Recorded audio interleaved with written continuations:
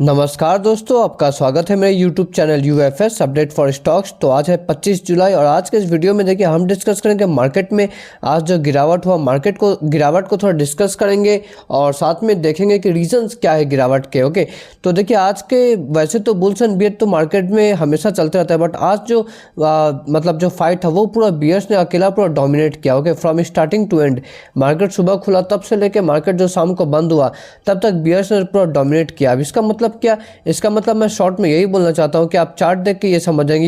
ये निफ्टी 50 का चार्ट है।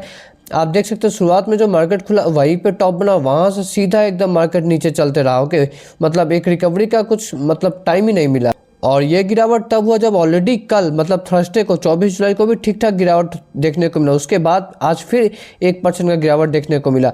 और देखिए ये जो ऐसा जो गिरावट होता है ना कि मार्केट जहाँ खुला वहीं टॉप बना, उसके बाद वहाँ से सीधा नीचे चलते गया, इसे हम कैंडलस्टिक में कैंडलस्टिक पैटर्न तो आप समझते होंगे, जो टेक्निकल एनालिस्ट करते हैं वो उसी को मतलब स्टडी करते हैं।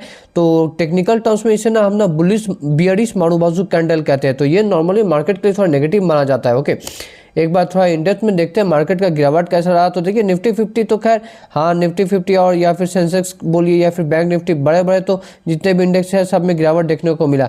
बट आज बड़ा गिरावट ना छोटे छोटे इंडेक्स में भी देखने को मिला। आप देख सकते हैं निफ्टी मिड कैप करीब 1.5% से भी ज़्यादा का गिरावट हुआ। ओके, एक बार निफ्टी स्मॉल कैप भी देख लेते हैं। आप देख सकते हैं निफ्टी स्मॉल कैप 100 यहाँ तो 2% से भी ज़्यादा का गिरावट। मिड कैप 50 यहाँ पे करीब 1.5% का गिरावट। तो इसे हम ब्रॉड बेस्ड गिरावट कहते हैं। ब्रॉड बेस्ड गिरावट मतलब आप शॉर्ट में कह सकते हैं कि चारों तरफ गिरावट देखने को मिला। ये ऐसा नहीं कि बस निफ्टी 50 के 50 शेयर्स में गिरावट देखने को मिला और बाकी सब तो मतलब ठीक ठाक थे, नहीं, सब जगह ही गिरावट देखने को मिला। तो ये भी थोड़ा ज़्यादा मतलब टेंशन वाला माहौल क्रिएट करता है। अब आते हैं मेन मुद्दे पे कि आखिर बाजार में ये गिरावट हुआ क्यों आज। ओके, कल भी अच्छा खासा गिरावट था, आज भी अच्छा खासा गिरावट। तो रीजन देखिए, पहला तो वही है कि uncertainty over India US trade deal. Okay, India US का ट्रेड डील जो है वो कब होगा कब नहीं होगा, इसको लेकर मार्केट में मतलब बहुत ज़्यादा मतलब एक टेंस वाला माहौल है। देखिए इंडिया यूके का ट्रेड डील हो गया, ये तो बहुत अच्छा हुआ। Okay, free trade agreement deal हो गया। ओके, बट हाँ अब मार्केट को इंतजार है इंडिया और यूएस का। ओके, देखिए पहले तो आपको पता है कि जुलाई 9 को डेडलाइन था। ओके, अब जब जुलाई 9 को नहीं हुआ तो आपको पता है कि इसे एक्सटेंड करके कितना कर दिया गया, अब अगस्त 1 को डेडलाइन कर दिया गया। ओके, अब अगस्त 1 जो डेट है ये भी तो अब पास आ गया ना। तो आप कह सकते हैं कि इन्वेस्टर्स में मतलब इस चीज़ को लेके अब एक पैनिक, एक नर्वसनेस है कि अगस्त 1 तारीख को अगर मतलब नहीं हुआ तो क्या होगा। ओके, कहीं ऐसा नहीं कि फिर 26% के करीब टैक्स लग जाए ओके इंडिया पे, तो फिर बहुत प्रॉब्लम हो जाएगा। आपको पता है यूएस प्रेसिडेंट, इनका जैसा पर्सनैलिटी है, क्या ही करना। ओके, कुछ भी बोल देते हैं, कुछ भी कर देते हैं। तो ये एक पैनिक वाला सिचुएशन मतलब हो रहा है, जैसे ऐसे अगस्त 1 तारीख का जो डेट है ये सामने आ रहा है। ओके, आप देखते हैं ट्रेड डील कब होगा, अगस्त 1 के बाद भी एक्सटेंड होगा कि नहीं, ये भी देखने वाला बात रहेगा। नेक्स्ट आते हैं मार्केट में जो गिरावट का रीजन था वो देखिए चुनिंदा सेक्टर्स में ना कंपनीज का रिजल्ट एक्चुअली अच्छा नहीं आया, मैं बोलूँगा ये भी एक रीजन है। ओके, अब देखिए वैसे आईटी का तो खैर रिजल्ट बहुत मतलब फालतू था। ओके, या टीसीएस का या फिर एचसीएल टेक का कुछ दिन पहले रिजल्ट आया था, वो तो खैर बहुत फालतू था। टीसीएस से रिलेटेड मैं आपको एक फैक्ट दिखाऊंगा, आप वीडियो में बने रहिए। ये जो फैक्ट है ना आपको शॉक कर देगा। ओके, बट उसके बाद भी अगर हम एफएमसीजी सेक्टर में भी देखें ना तो यहाँ पे भी नेस्ले का रिजल्ट आया कल। ओके, कल आया था, यस हाँ कल ही आया था। तो इनका भी रिजल्ट ना, इनका प्रॉफिट ना कम होता गया ईयर ऑन ईयर। ओके, आप देख सकते हैं नेस्ले का रिजल्ट कितना 13% ईयर ऑन ईयर मतलब गिरावट देखने को मिला था नेस्ले का मतलब रिजल्ट में।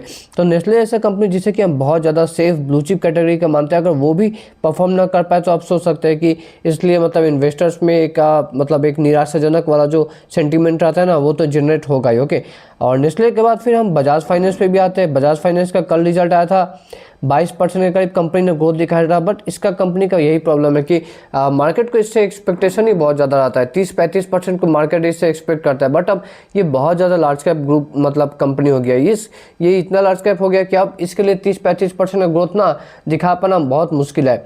और सिर्फ यही रीज़न नहीं है, एक और रीज़न ये है कि बजाज फाइनेंस का देखिए जो मैनेजमेंट है ना, उन्होंने एक्चुअली बोला है कि अब आने वाले कुछ शॉर्ट टर्म के लिए, ओके शॉर्ट टर्म के लिए ना मतलब इनका बिजनेस में थोड़ा स्लो डाउन होने के चांसेस है। Okay, 2 wheeler 3 wheeler auto financing के जो बिजनेस है ना उसमें, और एमएसएमई के भी जो बिजनेस है उसमें थोड़ा स्लो डाउन के चांसेस है, उसमें मतलब ग्रोथ ज़्यादा रहेगा नहीं, ये प्रॉब्लम है।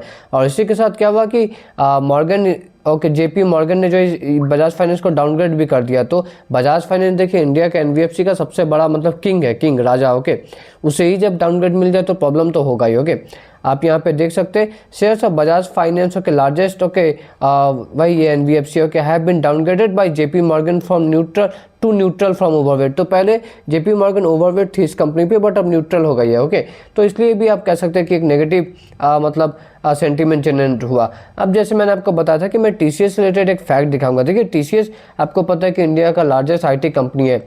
ये कंपनी भी ना आप अगर देखें ना तो अपने हाई से अभी ना 31% गिर गया, जबकि बाजार देखिए अभी ऑल टाइम हाई से 4-5% ही दूर है। ओके, लेकिन टीसीएस कितना गिरा, करीब करीब 30% से भी ज़्यादा गिर गया।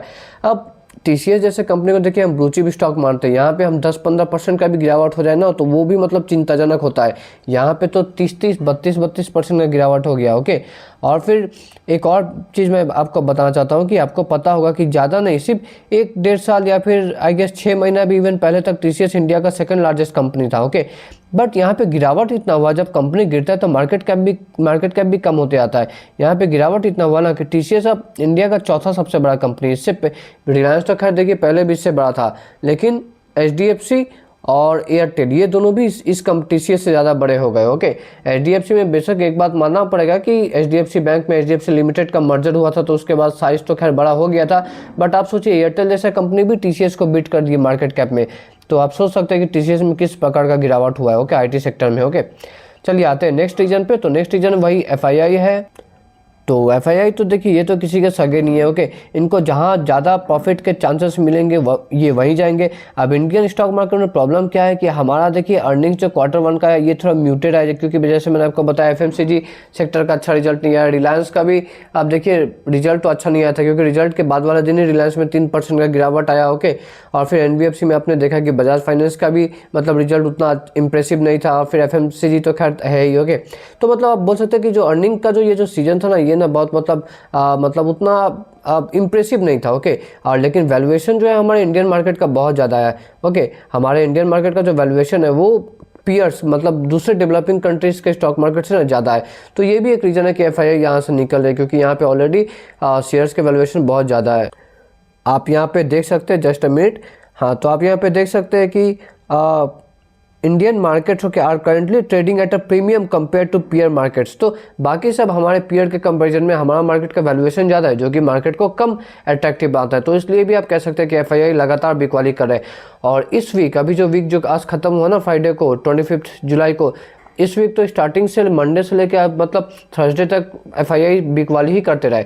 आज फ्राइडे, आज तो मार्केट बहुत गिरा, तो आज भी मैं कॉन्फिडेंट हूँ कि आज भी ये बिकवाली ही करेंगे। ओके, तो 5 दिन मतलब आप बोल सकते हैं कि इस वीक का यहाँ पे बिकवाली ही रहा। तो ये भी एक रीजन है मार्केट का लगातार गिरावट का कि एफआईआई मतलब माल बेचते जा रहे हैं। ओके, तो इस वीडियो में इतना ही दोस्तों। वीडियो अच्छा लगे तो लाइक एंड सब्सक्राइब करना मत भूलिएगा। मिलते हैं नेक्स्ट वीडियो में।